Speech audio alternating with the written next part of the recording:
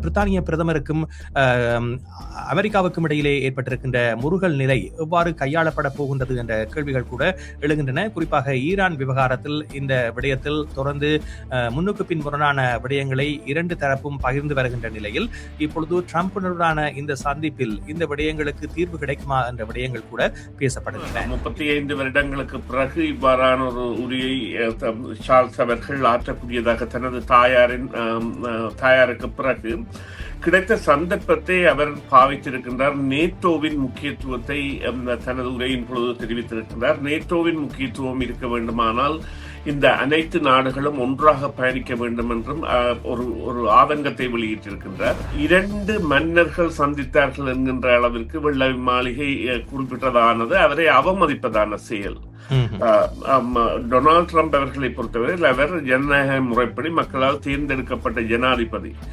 அப்பொழுது வெள்ளை மாளிகை அவ்வாறான ஒரு பதவியை இட்டிருக்க கூடாது. ஆனால் அவர்களுடைய மெத்தனத்தின் உச்சத்தின் ஒரு பாகமாக நாங்கள் இதனை பார்க்கலாம். ஈரான் இந்த போரின் பொழுது அமெரிக்கா காலத்தை வாங்குகின்றது. போர் மீண்டும் இன்னும் ஒரு 2 வாரங்களில் ஆரம்பிக்கலாம் அல்லது 3 வாரங்களில் ஆரம்பிக்கலாம் என்கின்ற ஒரு கருத்தியலில் இருந்து மாறுபட்ட ஒரு நாடாக இருக்கும் என்று நாங்கள் நம்ப முடியாது. என்றால் அதற்குரிய அழிவுகளையும் அதற்குரிய விளைவுகளையும் பெற்ற ஒரு நாடாக தங்களது தலைமை ஒட்டுமொத்த தலைமையும் சந்திக்கின்ற இடத்தையே குண்டு போட்டு அழித்த நாடாகத்தான் அமெரிக்கா இருக்கின்றது. அதைவிட இந்த போரின் பொழுது இதுவரையில் நடைபெறாத ஒரு விடயம் இடம்பெறுகின்றது. இந்த எரிபொருள் குதங்களை தாக்குவது என்பது, எரிபொருள் குதங்களை தாக்கி அளிப்பதன் மூலம் வெளியேற்றத்தை ஏற்படுத்துவதைத்தான் அமெரிக்கா செய்கின்றது.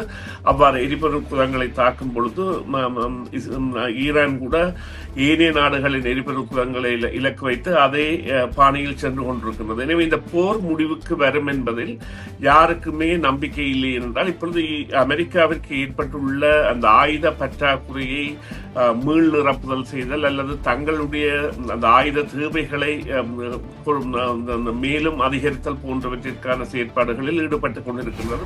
ஈரானின் தரப்பாக டொனால்ட் ட்ரம்ப் ஒரு கருத்தை சொல்லுவாராக இருந்தால் நாங்கள் அதனை எவ்வாறு எடை போட வேண்டும் என்று பார்க்க வேண்டும். அதாவது ஈரான் நேரடியாக தெரிவிக்காததை இவ்வாறுதான் ஏற்கனவே பல முறை பல கருத்துக்களை தெரிவித்திருக்கின்றார்கள். ஈரானின் தலைமை குலைந்து விட்டது, ஈரான் மிகவும் சோர்ந்து போயுள்ளது, அல்லது ஈரான் நாங்கள் சொல்வதை எல்லாம் ஏற்று இப்பொழுது அவர்கள் பேச்சுக்கு தயாராகி வருகின்றார்கள் போன்ற பல விடயங்களை சொன்னாலும் அங்கே ஒரு மௌனமான இழுபறி நிலை இருக்கின்றது. இந்த இழுபறி நிலையில் இருந்து மீள்கின்ற பொழுது போரை தொடங்கக்கூடிய சாத்தியக்கூறுகள் தான் அதிகம் இருக்கின்றன. அதை விட அங்கே உள்ள ஒரு உண்மையான நிலைமை என்னவென்று சொன்னால், அமெரிக்கா போரரங்கை விட்டு வெளியிட்டால் இஸ்ரேல் ஒரு நாள் கூட தாக்குப்பிடிக்க முடியாது, அல்லது அமெரிக்காவின் உதவி நிப்பாட்டப்பட்டால் இஸ்ரேலால் தாக்குப்பிடிப்பது என்பது அறவே முடியாத விடயம்.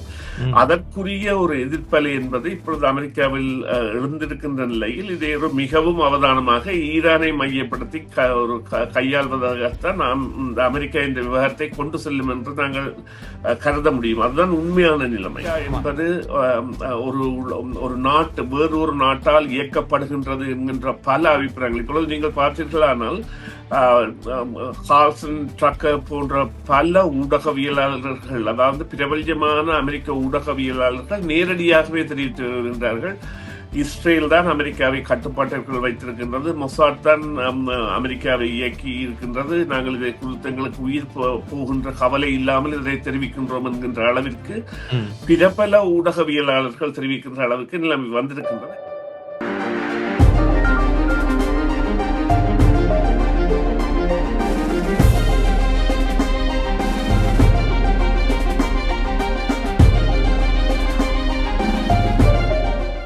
வணக்கம் நேயர்களே, உங்கள் அனைவரையும் செய்தியின் பின்னணி நிகழ்ச்சியில் சந்திப்பதில் மிக மகிழ்ச்சி அடைகின்றோம். சமகால முக்கிய நிலவரம் தொடர்பாக பேசுகின்ற நிகழ்ச்சியில் இன்று அமெரிக்காவுக்கு விஜயத்தை மேற்கொள்ளுகின்ற பிரித்தானியாவின் 3வது மன்னர் சார்ல்ஸ் அவர்களுடைய வருகை தொடர்பாகவும் அவர் பல்வேறு பேச்சுக்களில் ஈடுபடுவதாகவும் தெரிவிக்கப்படுகிறது.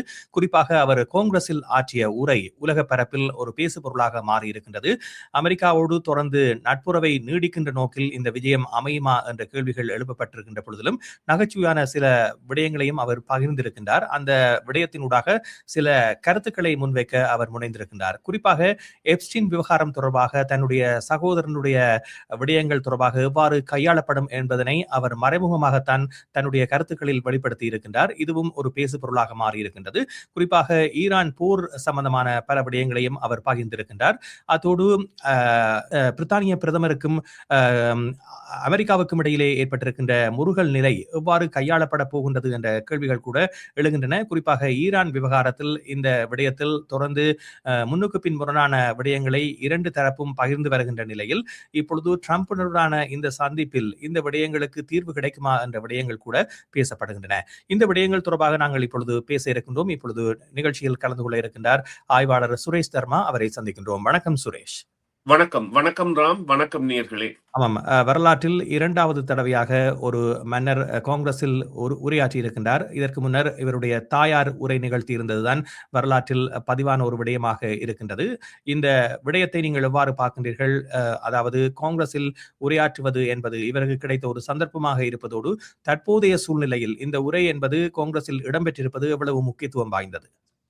நிச்சயமாக 35 வருடங்களுக்கு பிறகு இவ்வாறான ஒரு உரையை சார்ல்ஸ் அவர்கள் ஆற்றக்கூடியதாக தனது தாயாருக்கு பிறகு கிடைத்த சந்தர்ப்பத்தை அவர் பாவித்திருக்கின்றார். நேட்டோவின் முக்கியத்துவத்தை தனது உரையின் பொழுது தெரிவித்திருக்கின்றார். நேட்டோவின் முக்கியத்துவம் இருக்க வேண்டுமானால் இந்த அனைத்து நாடுகளும் ஒன்றாக பயணிக்க வேண்டும் என்றும் ஒரு ஆதங்கத்தை வெளியிட்டிருக்கின்றார்.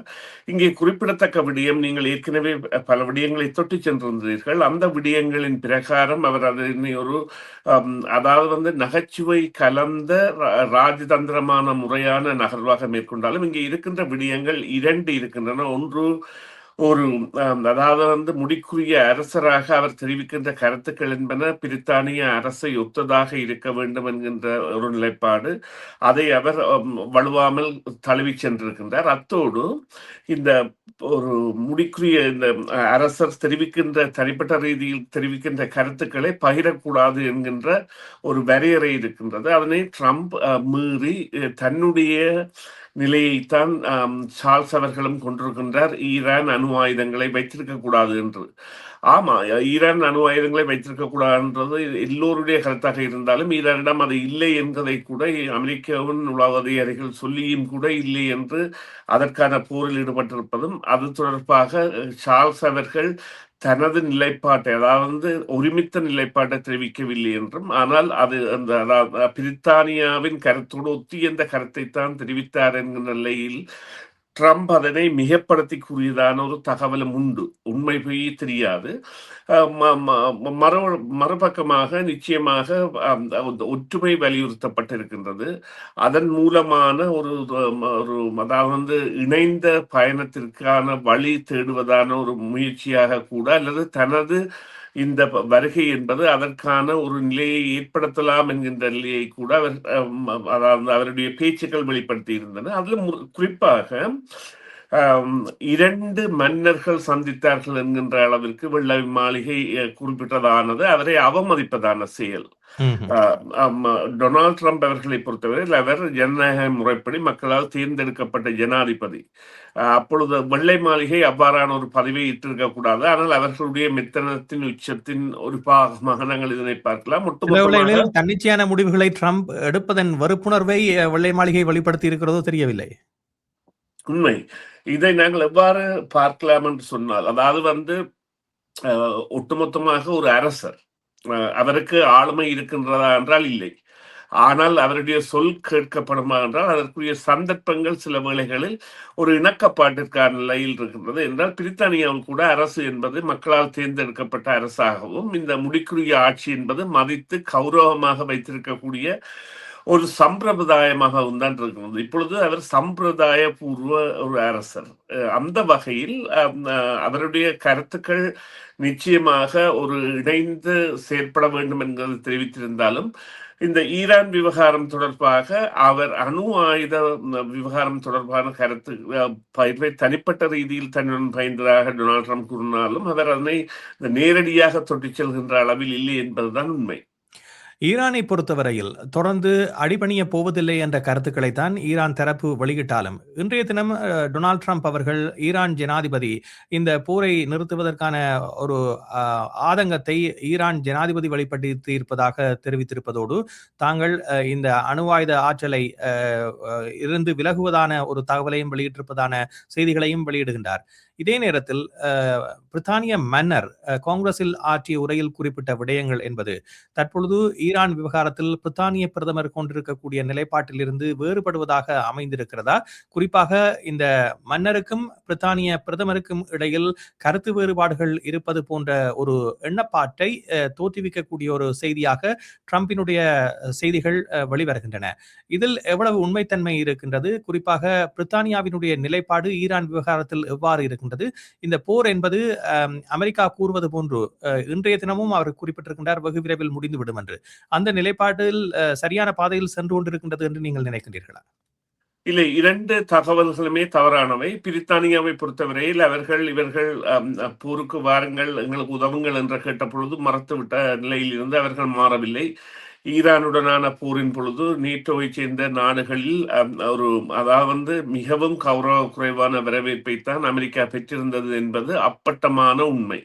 அதில் எந்தவித இரண்டாம் கருத்துக்கும் இடமில்லை. அவ்வாறான நிலையில் இவ்வாறு தெரிவிப்பது என்பது தனக்கு சாதகமான நிலையை ஏற்படுத்துவதற்காகவும் அல்லது பிரித்தானியா தங்களுடன் இருக்கின்றது என்பதாகும். அதாவது மன்னரின் கருத்து என்பது பிரித்தானிய மக்களின் கருத்தாகவோ அல்லது பிரித்தானிய அரசின் கருத்தாகவோ ஏற்றுக்கொள்ள முடியாதது. இரண்டாவதாக, ஈரான் இந்த போரின் பொழுது அமெரிக்கா காலத்தை வாங்குகின்றது. போர் மீண்டும் இன்னும் ஒரு 2 வாரங்களில் ஆரம்பிக்கலாம் அல்லது 3 வாரங்களில் ஆரம்பிக்கலாம் என்கின்ற ஒரு கருத்தியலில் இருந்து மாறுபட்ட ஒரு நாடாக இருக்கும் என்று நாங்கள் நம்ப முடியாது. என்றால் அதற்குரிய அழிவுகளையும் அதற்குரிய விளைவுகளையும் பெற்ற ஒரு நாடாக தங்களது தலைமை ஒட்டுமொத்த தலைமையும் சந்திக்கின்ற இடத்தையே குண்டு போட்டு அழித்த நாடாகத்தான் அமெரிக்கா இருக்கின்றது. அதைவிட இந்த போரின் பொழுது இதுவரையில் நடைபெறாத ஒரு விடயம் இடம்பெறுகின்றது. இந்த எரிபொருள் குதங்களை தாக்குவது என்பது, எரிபொருள் குதங்களை தாக்கி அளிப்பதன் மூலம் வெளியேற்றத்தை ஏற்படுத்துவதைத்தான் அமெரிக்கா செய்கின்றது. அவ்வாறு எரிபொருள் குதங்களை தாக்கும் பொழுது ஈரான் கூட ஏனைய நாடுகளின் எரிபொருள் குதங்களை இலக்கு வைத்து அதே பாணியில் சென்று கொண்டிருக்கின்றது. எனவே இந்த போர் முடிவுக்கு வரும் என்பதில் யாருக்குமே நம்பிக்கை இல்லை என்றால் இப்பொழுது அமெரிக்காவிற்கு ஏற்பட்டுள்ள அந்த ஆயுத பற்றாக்குறையை மீள் நிரப்புதல் செய்தல் அல்லது தங்களுடைய அந்த ஆயுத தேவைகளை மேலும் அதிகரித்தல் போன்றவற்றிற்கான செயற்பாடுகளில் ஈடுபட்டுக் கொண்டிருக்கின்றது. குறிப்பாக அவர்களுடைய பாதுகாப்பு செலவீன வரவு செலவு திட்டம் என்பது $1.5 டிரில்லியன் அதில் $380 பில்லியன் என்பன இந்த அம்யூனிஷன் எனப்படும் இந்த ராக்கெட்டுகள் வாங்குவதற்காக, அதாவது ஒரு பேட்ரியாட்டிக் மிசைல்ஸ் $4 மில்லியன் ஒன்று தயாரிப்பதற்கு, அதே போல அந்த அதைவிட சிறிய ரகமான டொப்பிட்டோ மிசைல்ஸ் என்கிற மிகச்சிறியது, அதற்கு 2.7 மில்லியன்கள், மற்றும் இந்த ஏவுகணை திட்டங்களை செய்வதற்காக அவர்கள் பாவிக்கின்ற தளங்கள் என்பன எல்லாம் பல மில்லியன்கள் சுய்ந்தவை. இவற்றின் பெரும்பகுதியான தங்களது கையிருப்பை இவர்கள் ஆரம்ப காலத்தில் பாவித்து விட்டார்கள். அரைவாசிக்கு கூட பாவித்திருக்க வேண்டும் என்பதுதான் ஒரு பொது நிறுவனத்தின் கணிப்பாக இருக்கின்றது. இப்பொழுது பென்டகன் தனியே விமான நிறுவனங்களை மாத்திரமல்லாமல் இப்ப இந்த ஹானிவெல் என்கின்ற எங்களுடைய இந்த வெப்ப தொழில்நுட்பங்கள் போன்றவற்றை கண்காணிக்கின்ற நிறுவனத்தை, மற்றும் இன்னும் ஒரு போக்குவரத்து மின்சார போக்குவரத்து பேருந்து செய்கின்ற நிறுவனம் போன்றவற்றை எல்லாம் இவ்வாறான ஏவுகணை தயாரிப்புகளுக்கான விண்ணப்பங்களை இப்பொழுது கோரிக்கொண்டிருக்கின்றது அல்லது அவர்களையும் ஈடுபடுத்துகின்றது. ஆனால் அவர்களால் அதற்குரிய மீள்நிறுப்பையை உடனடியாக செய்ய முடியாது. போர் தொடரும் என்பதுதான் அதாவது உலக இந்த எதிர்பார்ப்பாளர்களின் கருத்தாக இருக்கின்றது. ஏனென்று சொன்னால் வெல்லப்பட முடியாத ஒரு நிலையை அமெரிக்கா அடைந்துள்ளது. அதைவிட அமெரிக்காவை தவிர்க்கின்ற சக்திகளாக பல நாடுகளும் மாறி இருக்கின்றன. ஆனால் போர் முடிவுக்கு வர வேண்டும் என்கின்ற ஆசை பொதுமக்களிடமும் ஐரோப்பா, கனடா போன்ற நாடுகளிடமும் மிகவும் மிகவும் இருக்கின்றது. அதனைத்தான் எதிர்பார்த்து கொண்டிருக்கின்றார்கள். ஆனால் அதற்கு மாறான திட்டத்தில் தான் அமெரிக்கா சென்று கொண்டிருக்கின்றது. தற்பொழுது காலத்தை வாங்கி கொண்டிருக்கின்றது என்பதுதான் ஒரு உண்மையான கருத்தாக இருக்கும். எனவே அவர்கள் இப்பொழுது ஈரானின் தரப்பாக டொனால்ட் ட்ரம்ப் ஒரு கருத்தை சொல்லுவாராக இருந்தால் நாங்கள் அதனை எவ்வாறு எடை போட வேண்டும் என்று பார்க்க வேண்டும். அதாவது ஈரான் நேரடியாக தெரிவிக்காததை இவ்வாறு தான் ஏற்கனவே பல முறை பல கருத்துக்களை தெரிவித்திருக்கின்றார்கள். ஈரானின் தலைமை குலைந்து விட்டது, ஈரான் மிகவும் சோர்ந்து போயுள்ளது, அல்லது ஈரான் நாங்கள் சொல்வதை எல்லாம் ஏற்று இப்பொழுது அவர்கள் பேச்சுக்கு தயாராகி வருகின்றார்கள் போன்ற பல விடயங்களை சொன்னாலும் அங்கே ஒரு மௌனமான இழுபறி நிலை இருக்கின்றது. இந்த இழுபறி நிலையில் இருந்து மீள்கின்ற பொழுது போரை தொடங்கக்கூடிய சாத்திய கூறுகள் தான் அதிகம் இருக்கின்றன. அதை விட அங்கே உள்ள ஒரு உண்மையான நிலைமை என்னவென்று சொன்னால், அமெரிக்கா போரரங்கை விட்டு வெளியிட்டால் இஸ்ரேல் ஒரு நாள் கூட தாக்குப்பிடிக்க முடியாது, அல்லது அமெரிக்காவின் உதவி நிப்பாட்டப்பட்டால் இஸ்ரேலால் தாக்குப்பிடிப்பது என்பது அறவே முடியாத விடயம். அதற்குரிய ஒரு எதிர்ப்பலை என்பது இப்பொழுது அமெரிக்காவில் எழுந்திருக்கின்ற நிலையில் இதை ஒரு மிகவும் அவதானமாக ஈரானை மையப்படுத்தி ஒரு கையாள்வதாகத்தான் நாம் அமெரிக்கா இந்த விவகாரத்தை கொண்டு செல்லும் என்று நாங்கள் கருத முடியும். அதுதான் உண்மையான நிலைமை. ஆமாம். கடந்த வருடத்தில் டொனால்ட் ட்ரம்ப் அவர்கள் பதவியேற்ற பொழுது இருந்த மக்கள் ஆதரவுக்கும் இன்றைய தினம் வெளியான கருத்து கணிப்பில் வந்திருக்கின்ற முடிவுகளுக்கும் பாரிய வித்தியாசம் இருக்கின்றன. குறிப்பாக அமெரிக்க மக்கள் இந்த வலியை உணர ஆரம்பித்து விட்டார்கள் என்ற விடயத்தை கருத்து கணிப்பாளர்கள் குறிப்பிடுகிறார்கள். குறிப்பாக எரிபொருள் விலையேற்றம் என்பது இதற்கு ஒரு எடுத்துக்காட்டாக கூறப்படுகிறது. இந்த நிலையில் இந்த எப்ஸ்டீன் ஃபைல் விவகாரம் என்பது தொடர்பாகவும் இன்றைய காங்கிரஸ் உரையில் அவர் தொட்டு சென்றிருக்கின்றார். குறிப்பாக மன்னர் குடும்பத்திற்கே ஒரு இழுக்கான விடயமாக பார்க்கப்படுகின்ற இந்த விடயம் டொனால்ட் ட்ரம்ப் இந்த விடயங்களில் இருந்து திரிவுபட பல்வேறு முடிவுகளை அறிவித்து அந்த நகர்வுகளை மேற்கொண்டாலும் அது சற்று ஓய்ந்திருந்தாலும் இன்னமும் தூசி தட்டை எடுக்கப்பட வேண்டிய ஒரு விடயமாக இருக்கின்றது. இந்த விவகாரத்தில் அவர் கூறிய கருத்துக்கள் என்பது தொடர்ந்து பேசுபொருளாக இந்த விடயத்தை மாற்றும் என்று கருதுகிறீர்களா? இல்லை, இது நிச்சயமாக ஒரு அடையாளம் காணப்பட வேண்டிய விடயம். நீங்கள் அந்த முதல் குறிப்பிட்ட அந்த கருத்துடன், அதாவது இப்பொழுது இந்த விவகாரம் என்பது நிச்சயமாக ஒரு பேசு பொருளாக என்று அல்ல. அதாவது இதனை நாங்கள் எவ்வாறு எடுக்க வேண்டும் என்று சொன்னால், ஒரு ஒரு நாட்டின் உளவுப்படை, அது இஸ்ரேலின் உளவுப்படையாக இருக்கலாம் அல்லது வேறு உளவுப்படையாக இருக்கலாம், இன்னொரு நாட்டை கட்டுப்பாட்டுக்குள் வைத்திருப்பதாக ஒரு மனிதனை பாவித்து அவர் மூலம் அவரை ஒரு பல மில்லியன்களுக்கு அதிபதியாக்கி அவர் மூலம் பெரிய பிரமுகர்களை கையகப்படுத்தி அவர்களுக்கு சட்டவிரோதமான செயற்பாடுகளுக்கு ஈடுபடுவதற்கு அல்லது பாலியல் குற்றங்களுக்கு பாலிய வயது நபர்களுடனான தொடர்புகளை ஏற்படுத்தி அவற்றை ஒளிப்பதிவு செய்து அவற்றின் மூலம் அவர்கள் விலக முடியாத அளவிற்கு அவர்களை கட்டுப்பாட்டிற்குள் வைத்திருந்தது என்கின்ற ஒரு உண்மையை வெளிக்கொண்டு வருவதற்கு இந்த விசாரணை தேவை என்பதை பலரும் உணர்ந்திருக்கின்றார்கள். அதன்படி செய்து வருகின்றார்கள் அல்லது அதன்படியான எதிர்ப்புகளை தெரிவித்து வருகின்றார்கள்.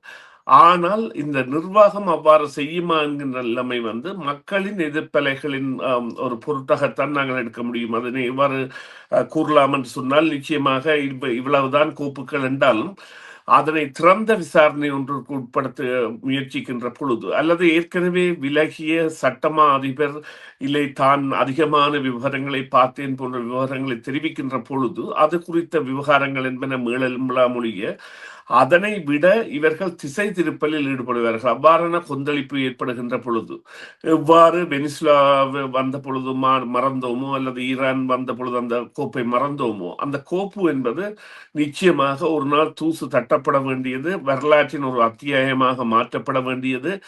அமெரிக்கா என்பது ஒரு நாட்டு வேறொரு நாட்டால் இயக்கப்படுகின்றது என்கின்ற பல அபிப்பிராயங்கள் இப்பொழுது நீங்கள் பார்த்தீர்களானால் கார்ல்சன் ட்ரக்கர் போன்ற பல ஊடகவியலாளர்கள், அதாவது பிரபல்யமான அமெரிக்க ஊடகவியலாளர்கள் நேரடியாகவே தெரிவித்து வருகின்றார்கள், இஸ்ரேல் தான் அமெரிக்காவை கட்டுப்பாட்டிற்குள் வைத்திருக்கின்றது, மொசாட் தான் அமெரிக்காவை இயக்கி இருக்கின்றது, நாங்கள் இதை குறித்து எங்களுக்கு உயிர் போகின்ற கவலை இல்லாமல் இதை தெரிவிக்கின்றோம் என்கின்ற அளவிற்கு பிரபல ஊடகவியலாளர்கள் தெரிவிக்கின்ற அளவுக்கு நிலைமை வந்திருக்கின்றது. எனவே இந்த பகிரங்க விசாரணை என்பது நிச்சயமாக ட்ரம்பின் காலத்தில் இடம்பெறாவிட்டாலும் அந்த சம்பவ சாட்சியங்கள், அதாவது கண்டாமினேஷன் ஆஃப் எவிடன்சஸ், சாட்சியங்களை அழித்தல் என்பது நடைபெறாமல் இருக்குமாக இருந்தால் நிச்சயமாக இந்த விவகாரம் ஒரு பேசு பொருளாக இல்லை, வரலாற்றின் ஒரு மைல்கல்லாக ஒரு பாட விதானமாக இருக்கும் என்பதில் எந்தவித ஐயமும் இல்லை.